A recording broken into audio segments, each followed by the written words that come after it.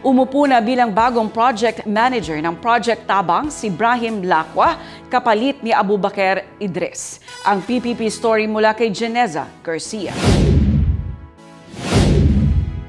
Ang turnover ay pinangunahan ni BARM Assistant Senior Minister Abdullah Qusain, 15 ng Abril.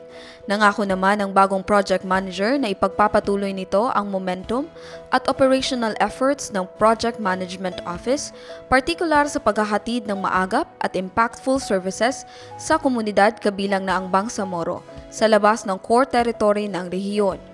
Kasabay ng seremonya ay ang turnover din ng outgoing project manager ng updated reports at situational briefings sa bagong mamumuno sa program.